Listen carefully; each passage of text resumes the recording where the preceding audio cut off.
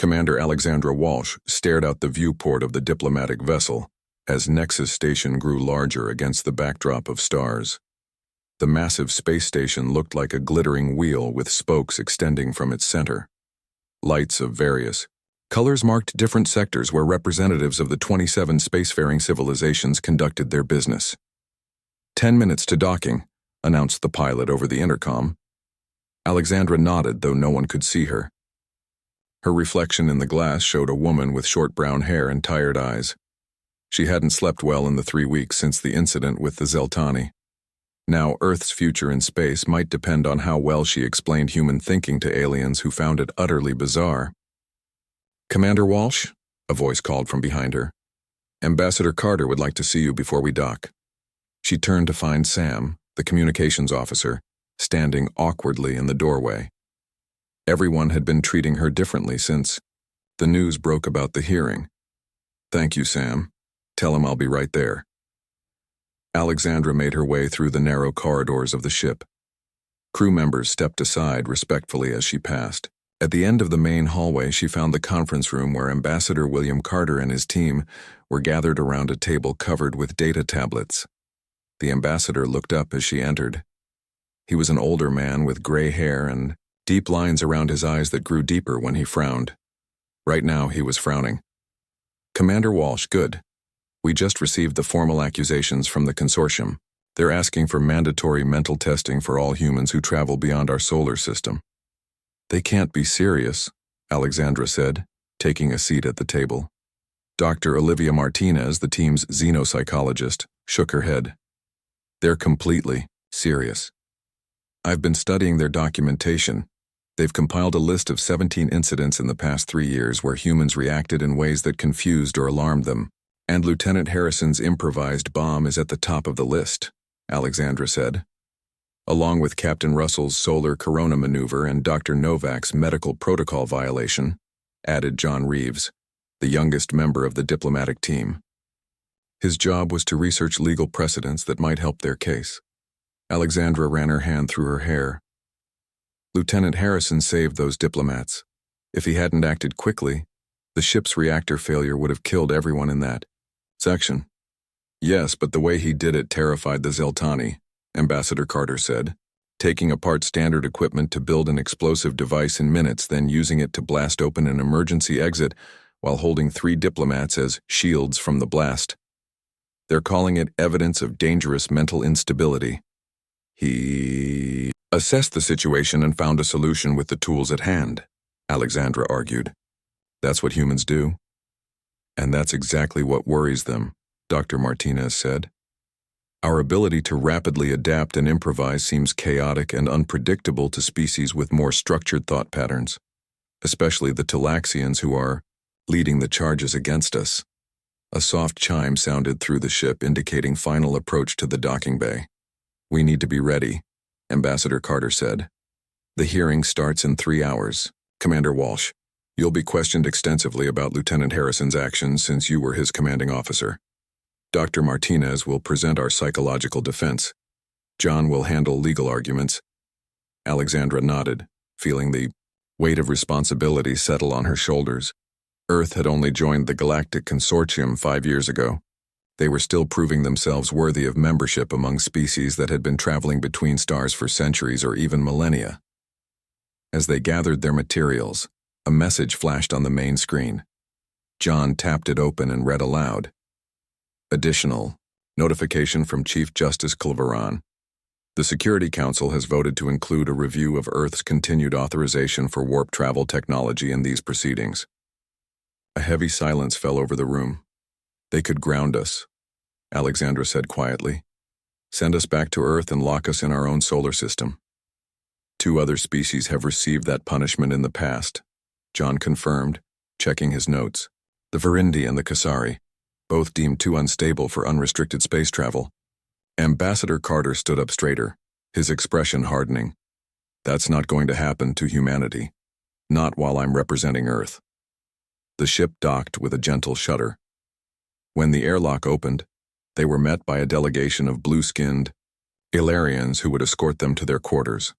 Alexandra noticed how the aliens kept a careful distance, their four eyes blinking rapidly whenever a human moved too quickly. They're afraid of us, she realized. Not because we're violent, but because we're unpredictable to them. Their quarters were spacious but clearly designed for surveillance. Alexandra unpacked quickly, then joined the others in the shared common area to continue preparations. "I've been studying the judges," John said, displaying profiles of the 9 Security Council members who would hear their case. 5 species that evolved from herd or hive societies, 3 from highly structured hierarchical backgrounds, and only 1 from a background similar to our own individualistic evolution. "Not good odds," Dr. Martinez observed. "Those types of species value predictability and clear rules above all else." Alexandra studied the face of Chief Justice Cloveran, a Tulaxian with scaled skin and elongated features. His species was known for their rigid adherence to tradition and protocol. They had been among the founding members of the consortium 10,000 years ago.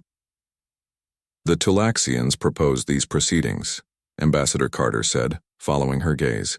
"They've been uncomfortable with humans since first contact." A chime sounded, indicating a visitor.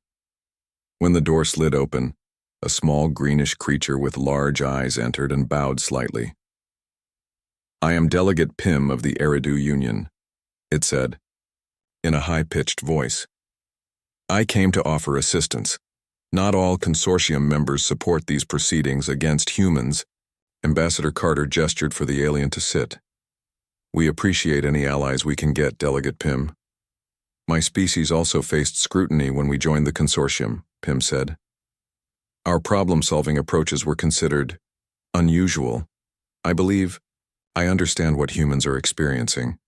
"Then you understand we're not mentally unstable," Alexandra said firmly. "We're just different." Pym's large eyes blinked slowly. "Different can be dangerous in space, Commander Walsh. But different can also be valuable. That is what you must prove tomorrow." As the alien left, Alexandra turned to her team. "We have 3 hours to build a defense for all of humanity." Dr. Martinez smiled slightly. "Good thing humans work well under pressure." Alexandra nodded, already, feeling her mind racing with ideas. That human trait, the ability to think quickly and creatively under stress, was exactly what had gotten them into this mess. Now they would have to use it to get themselves out. The hearing chamber of the Galactic Consortium was a large round room with seats arranged in rising tiers. The 9 members of the Security Council sat on elevated platforms at the front. Chief Justice Cloveran of the Tulaxian Empire occupied the center position, his scaled skin catching the light as he moved. Alexandra sat with the Earth delegation in the area reserved for those being questioned. The room was filled with representatives from many species, all curious about the proceedings against the newcomer humans. "Hearing is now in session," announced Cloveran, his voice deep and formal. "We gather to address concerns regarding human cognitive patterns and their compatibility with interstellar society." Ambassador Carter leaned toward Alexandra. "Remember, stay calm no matter what they say. Strong emotions will only make them more suspicious." Prosecutor Elias of the Myriad Collective stepped forward. He was tall and thin with oddly jointed limbs that moved too smoothly, as if he had extra joints. His skin had a purple tint, and 4 eyes were arranged around his head, allowing him to see in all directions. "Honorable Counsel," Elias began, "I present evidence of a disturbing pattern of human behavior that threatens the safety and stability of the consortium." A large display screen lit up behind him, showing Lieutenant Daniel Harrison during the Zeltani incident. The recording showed a human in a standard Earth uniform, working with incredible speed, dismantling equipment, and fashioning what looked like a crude device. Subject Harrison displays behavior consistent with what humans term improvisation, Elias explained. When faced with a ship system failure, he did not follow any recognized emergency protocol. Instead, he created an explosive device from common ship components within minutes, a thought process that no proper psychological screening would permit. Alexandra watched as the recording showed Daniel holding the device, directing 3 frightened Zeltani diplomats to position themselves against his body, as he placed the explosive against a sealed emergency exit. The human then used other sentient beings as shields. Elias continued, his voice rising slightly. He detonated an unauthorized explosive in a pressurized environment, risking multiple lives based solely on his individual judgment. The council members murmured among themselves. Alexandra could tell from their body language that they found the footage disturbing. Elias moved to his next example.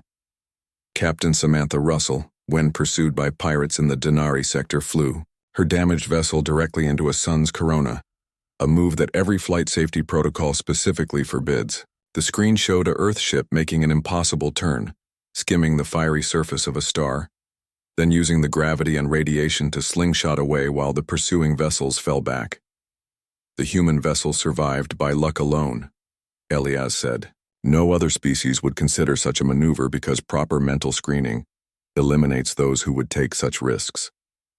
For the next hour, Elias presented example after example of humans making choices that confused or alarmed the consortium species. Dr. Peter Novak, changing a medical procedure on the spot to save a Delphian ambassador. A human engineer rewiring a station's power grid during an emergency in a way that violated 60 safety regulations but prevented a catastrophic failure. The pattern is clear, Elias concluded. Humans possess a type of mental processing that allows them to disregard established protocols and imagine solutions no rational species would consider. While occasionally useful, this represents a fundamental danger in space where one wrong decision can cause massive destruction. Chief Justice Culveron nodded slowly. What remedy do you propose, prosecutor? For the safety of all, we request mandatory neural pattern screening for all humans leaving Earth's solar system. Those exhibiting excessive creative problem-solving tendencies should be restricted to their home system. Ambassador Carter stood to object, but another council member, a gelatinous being named Ulan, spoke first. Is the prosecutor suggesting we ban a species for being too creative in solving problems? Several of these incidents resulted in lives saved. Lives that were endangered by human unpredictability in the first place, countered another council member, a reptilian Daxor. How can we trust creatures who don't follow logical protocols? The council erupted in debate. Alexandra noticed something interesting about who supported humans and who opposed them. Species with strict hierarchical societies seemed most uncomfortable with human thinking, while more adaptable species were defending Earth. When order was restored, Ambassador Carter was allowed to speak. Honorable Council, we reject the characterization of human problem-solving as a disability or danger. What you call unpredictability, we call adaptation. Each incident cited saved lives precisely because standard approaches would have failed. He called Dr. Martinez to speak. She stepped forward confidently, her data tablet in hand. Council members, I am a xenopsychologist who studies how different species think. The prosecutor fails to understand that human cognitive flexibility is not a flaw. It's an evolutionary advantage. Humans evolved on a planet with rapidly changing conditions where those who could quickly adapt to new threats survived.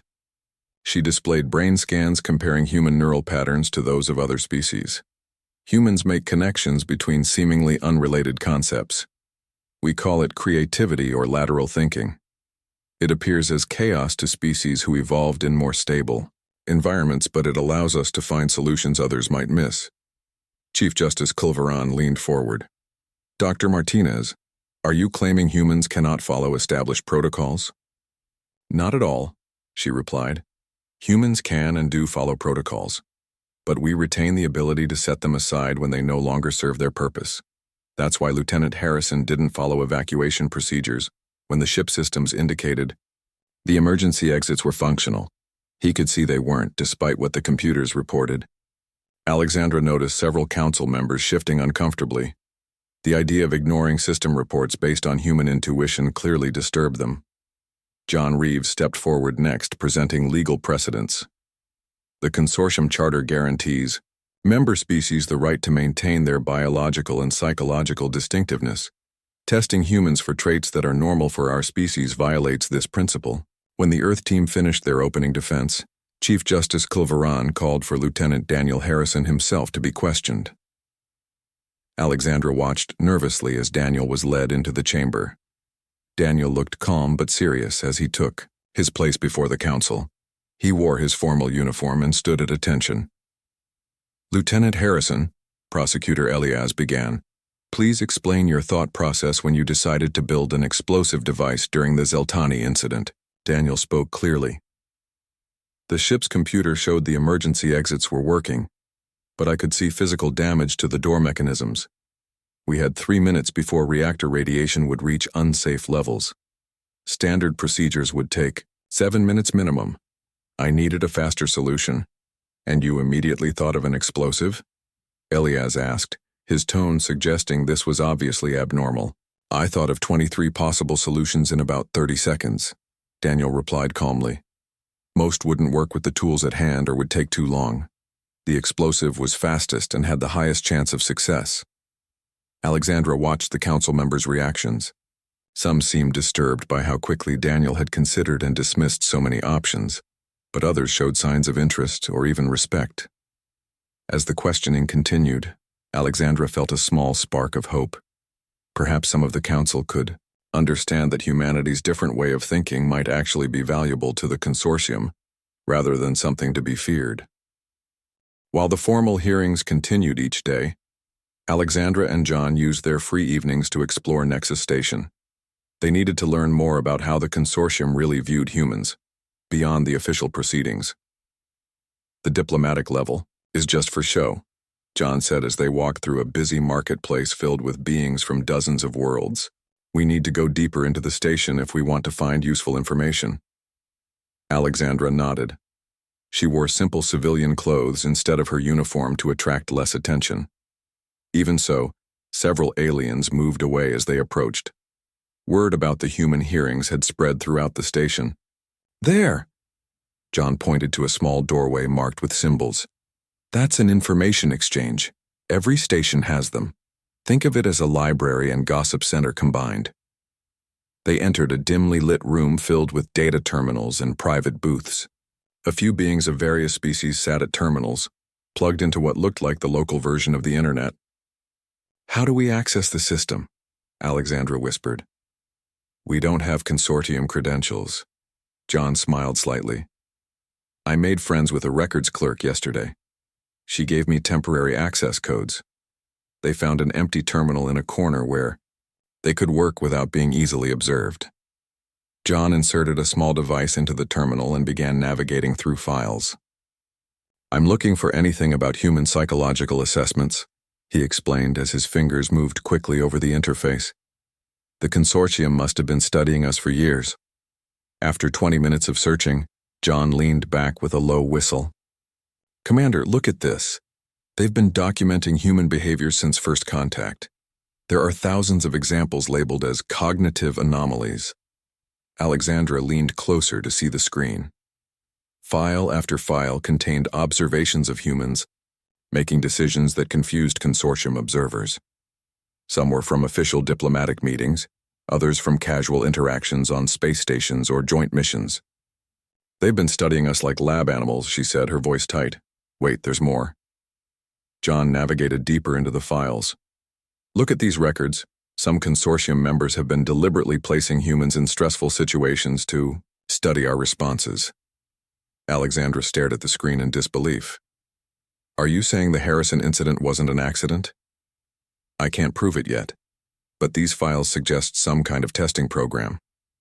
Several incidents involved ship systems mysteriously failing when humans were present, forcing them to improvise solutions. They downloaded as much information as they could onto John's device. As they were about to leave, Alexandra noticed a terminal being used by a small, mole-like alien who seemed distressed. "That's a Virindi," John whispered. "One of the species that failed the consortium's testing and was restricted to their home system." Alexandra approached the Virindi carefully. "Excuse me?" she said quietly. "I'm Commander Walsh from Earth." The Virindi looked up with large, frightened eyes. "I know who you are. Everyone is talking about the human hearings." His voice was soft and high-pitched. "Can you tell me about what happened to your people? We might be facing the same judgment." The Verindy looked around nervously, then gestured for them to follow him to a more private area. Once they were alone, he spoke quickly. My name is Drev. I'm one of the few Verindy allowed to travel, as a cultural observer. 60 years ago, my people were judged too rigid in our thinking to be trusted with unrestricted space travel. Too rigid? Alexandra asked, confused. We're being judged for being too unpredictable. Drev nodded sadly. The consortium doesn't want either extreme. They fear species who cannot adapt to new situations, but they also fear those who adapt too quickly in ways they cannot predict. What happened after the ruling? John asked. Our ships were reprogrammed to only function within our solar system. We receive limited technology transfers under supervision. We are pets, not equals. Alexandra felt cold. Is there anything you can tell us that might help our case? Drev hesitated, then said, the consortium values stability above all else. But some members, particularly the Eridu and the Alarians, value innovation. If you can convince them that human unpredictability is controlled and beneficial, you might have a chance. They thanked Drev and returned to their quarters deep in thought. Back in their common area, they shared their findings with Ambassador Carter and Dr. Martinez. If they've been testing us all along, the ambassador said angrily, we need to expose this during the hearings. Not yet, Dr. Martinez cautioned. We need more evidence, but I can use this information to refine our defense. The next morning, they returned to the hearing chamber. Prosecutor Elias was presenting additional evidence about human neural patterns. As you can see from these scans, he said, displaying brain activity charts, humans show unusual connections between emotional processing centers and decision-making regions.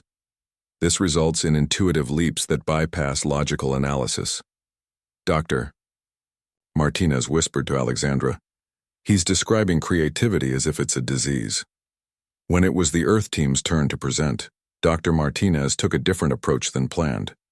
Honorable Counsel, she began, the prosecutor has identified precisely what makes humans valuable to the consortium. Our ability to make intuitive connections others miss.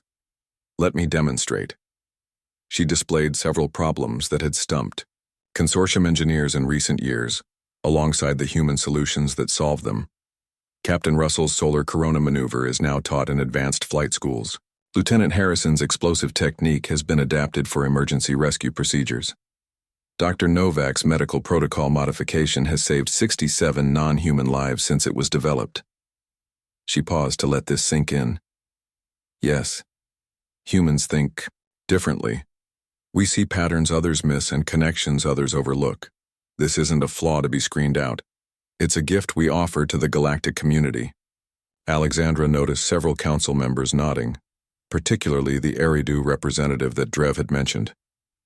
During a break in proceedings, Alexandra approached Chief Justice Cliveron directly, a bold move that made the Talaxians' aides nervous. Chief Justice, she said respectfully, I've been wondering why these hearings were called now, after 5 years of human membership in the consortium. Cliveron regarded her with large, unblinking eyes. You are perceptive, Commander. Walsh, the timing is not random. The consortium faces challenges that our traditional methods cannot solve. Some believe human thinking might help us. Others fear it will only create more chaos. So we're being evaluated not just for our own sake, but for how useful we might be to you, Alexandra said. The Chief Justice's scales shifted slightly, the equivalent of a Tulaxian smile. All relationships in the galaxy are based on mutual benefit, Commander. The question is whether the benefits of human unpredictability outweigh the risks. As Alexandra returned to her seat, she realized this wasn't just a trial. It was an audition. The consortium was deciding whether humans were too dangerous to roam freely or too valuable to restrict. She caught John's eye and nodded toward the data device containing their evidence. It was time to dig deeper into what the consortium really wanted from humanity. On the 4th day of the hearings, Ambassador Carter decided it was time to change their strategy. The Earth team gathered in their quarters early in the morning to plan their approach. We need to stop defending ourselves and start showing our value, he said, looking at each team member. Alexandra, I want you to present our evidence about their testing program today. Alexandra nodded. I can do that, but we should be careful not to make it sound like an accusation. Agreed, said Dr. Martinez. We need to frame it as understanding. Their concerns rather than being angry about the tests. John added, I've organized all the files we found. There's clear evidence that at least 3 consortium species have been setting up situations to test human responses. The Tulaxians, the Daxor, and surprisingly, the Aelarians. The Aelarians? Alexandra was surprised. I thought they were supporting us. It seems they're interested in human thinking, but still uncertain if it's safe, John explained. Their tests were less about creating danger and more about seeing how humans solve complex problems. They spent the next hour finalizing their presentation. When they arrived at the hearing chamber, they noticed something different.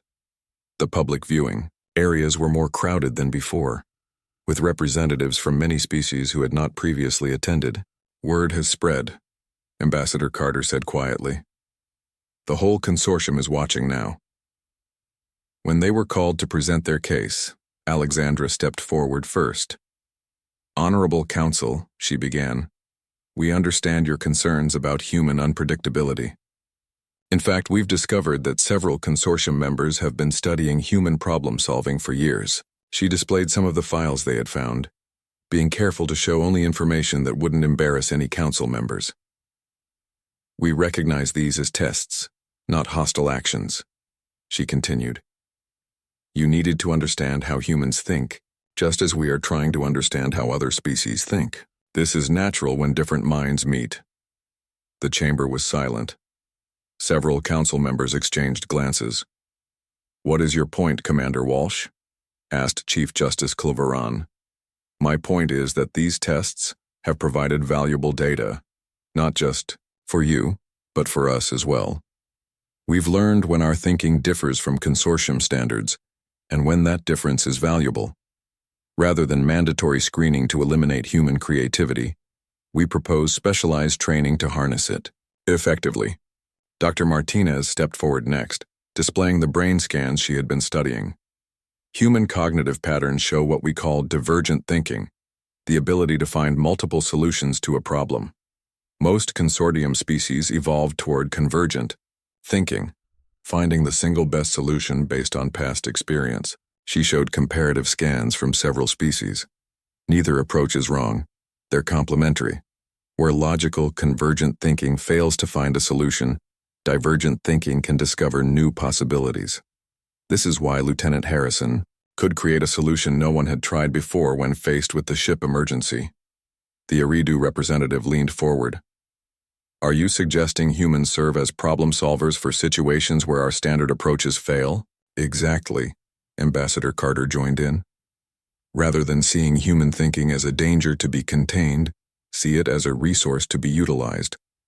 Throughout human history, our greatest advances came when someone thought differently from the norm. He gestured to Lieutenant Harrison, who had been sitting quietly in the audience. Lieutenant Harrison represents what humans call practical creativity. He didn't just imagine a solution during the Zeltani incident.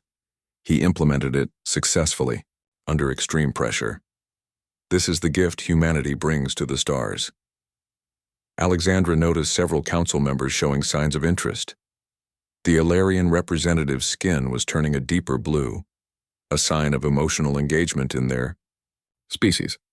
We request a demonstration, announced the Daxor representative suddenly. If human thinking is truly valuable in crisis situations, prove it. Chief Justice Cloveron considered this, then nodded. A reasonable request. The Council will prepare a problem scenario that has previously resisted standard solutions. Lieutenant Harrison will attempt to solve it without preparation.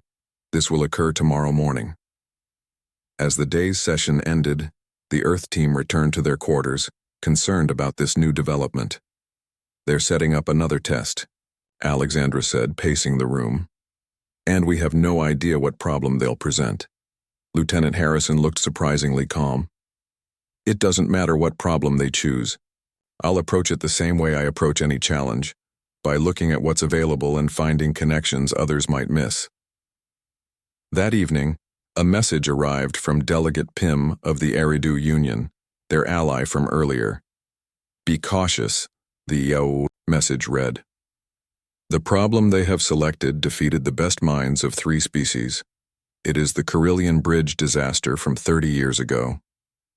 John quickly searched the information exchange for details about this incident. "It was a space station disaster," he explained to the others. "A structural failure that killed 600 beings. No one could figure out how to safely evacuate the remaining 2,000 before the station collapsed." Dr. Martinez looked worried. "They're setting Daniel up to fail. This is a no-win scenario." But Daniel was studying the limited information they had found with intense focus. "Not necessarily," he said after a while. "There's always a solution. Sometimes you just have to redefine the problem." The next morning they returned to the hearing chamber. A large simulation display had been set up in the center. Lieutenant Harrison was directed to stand beside it. Chief Justice Clavaran explained, "This is a recreation of the Carillion Bridge disaster. The station's central support structure has failed. Emergency systems are operating at 12% capacity. 2,000 beings are trapped in the outer rings.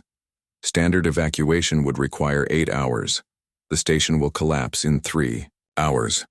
All available rescue vessels are shown here." He gestured to the display showing 15 small ships docked at various points.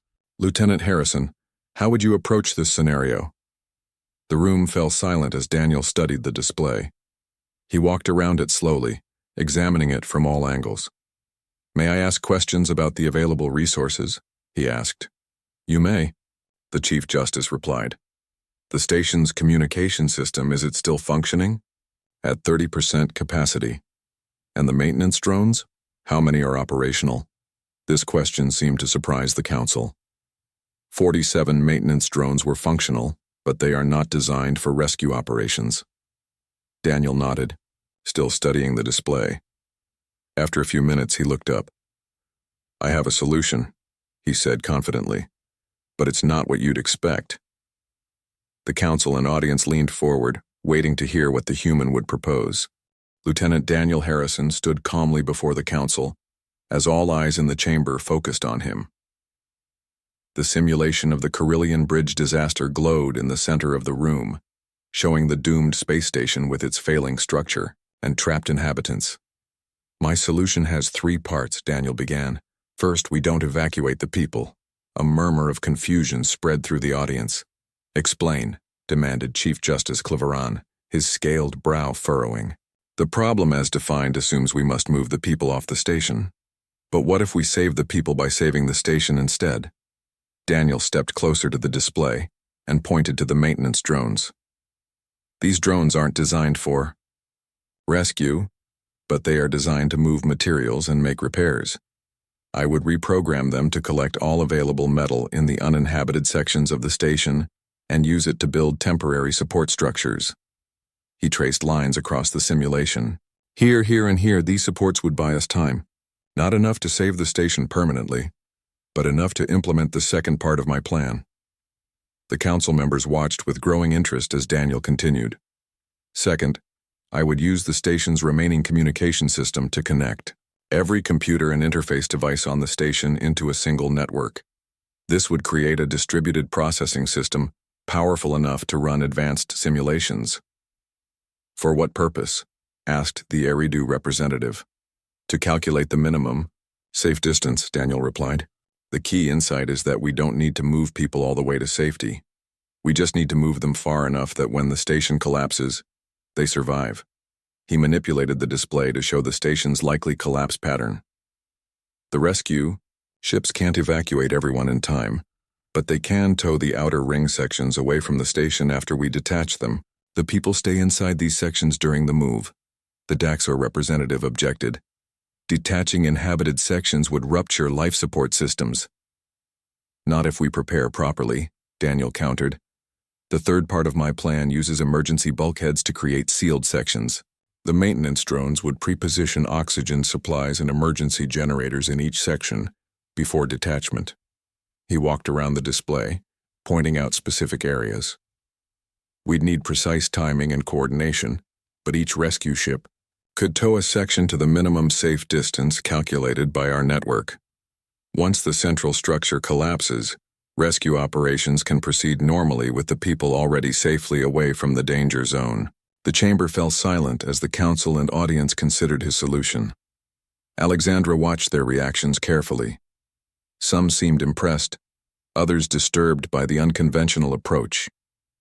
Your solution relies on improvisation and untested methods, said Chief Justice Cleveron after a long moment. How could you be confident it would succeed? I can't be completely confident, Daniel admitted. No solution offers certainty in a crisis of this magnitude, but my approach uses only resources that were available, requires no additional technology, and maximizes survival chances based on the constraints given. He straightened his posture. This is how humans think. We don't just follow existing procedures, we create new ones when needed. We see connections between seemingly unrelated elements, maintenance drones, computer networks, and structural physics in this case. This isn't mental instability, it's creative problem solving. Ambassador Carter stepped forward to join Daniel. The consortium called these hearings because human thinking seems unpredictable and potentially dangerous. But as Lieutenant Harrison just demonstrated, our cognitive approach allows us to find solutions where others see none. Dr. Martinez added, what you witnessed wasn't random thinking. It followed a recognizable pattern of human problem solving, redefining the problem, identifying available resources, making unexpected connections, and creating a plan that adapts to changing conditions. The council members conferred among themselves in low voices. Finally, Chief Justice Cleveron raised a hand for silence. The council will now deliberate on all evidence presented. We will reconvene tomorrow for our final judgment. That evening, the Earth delegation waited anxiously in their quarters. No one felt much like talking, each lost in their own thoughts about what the verdict might be. Do you think they understood? Alexandra asked Daniel quietly. He shrugged. I don't know. What seems obvious to us might still seem strange to them. But I did my best to show how human thinking works. Whatever happens, Ambassador Carter said, you represented humanity well. All of you did. The next morning, they entered the hearing chamber to find it even more crowded than before. Representatives from all 27 consortium species were present for the verdict. Chief Justice Cleveron called the session to order. After thorough deliberation, the Security Council has reached a decision regarding human cognitive patterns and their compatibility with interstellar society. The room grew completely silent. The Council has determined that mandatory mental testing for humans will indeed be implemented, he announced. Alexandra's heart sank. They had failed. But Cleveron continued. However, not as originally proposed. Instead of screening for what we deemed aberrant thought patterns, humans will be evaluated for their particular cognitive strengths. What we initially viewed as unpredictability, we now recognize as a form of adaptive thinking that many consortium species have evolved beyond. Murmurs of surprise spread through the audience. The consortium hereby establishes a new division, the Cognitive Response Initiative. This unit will be staffed primarily by humans selected for their problem-solving abilities. When conventional approaches fail, this team will be deployed to find alternative solutions. He turned to Lieutenant Harrison. Lieutenant Daniel Harrison will be invited to become the first member of this initiative, should he accept. Daniel looked surprised, but nodded his acceptance. Commander Alexandra Walsh will serve as liaison between Earth and the new division. And in recognition of the value humans bring to our collective knowledge, Earth will receive accelerated technology, sharing privileges normally reserved for founding members. Ambassador Carter stepped forward. The Earth delegation accepts these terms and thanks the Council for their wisdom. After the formal proceedings ended, Alexandra found herself approached by Chief Justice Cleveron in a quiet corner of the chamber. We're right to question our motives, Commander Walsh, he said. The consortium faces challenges our traditional thinking cannot solve. The Carillion Bridge disaster was just one example. There will be others. So the hearings were a test all along, Alexandra said. Every interaction is a test in its way, the Tulaxian replied. But yes, We needed to understand not just how humans think, but how you respond when challenged. Your species is young and still evolving. That makes you unpredictable but also valuable. Alexandra smiled slightly. So instead of restricting humans, you're giving us a special role. Indeed. For the first time in 10,000 years, I cannot predict what our civilization will look like in a century with humans as active participants. The justice's scales shifted in what Alexandra now recognized as a smile. And that, Commander Walsh, is precisely what the consortium needs. As the Earth delegation prepared to return home, Alexandra looked out at the stars from the viewport one last time. What had begun as a trial had ended as an opportunity. Humanity's greatest perceived weakness, their unpredictable minds, had become their greatest contribution to the galaxy. She smiled to herself. Perhaps being unpredictable wasn't such a bad thing after all.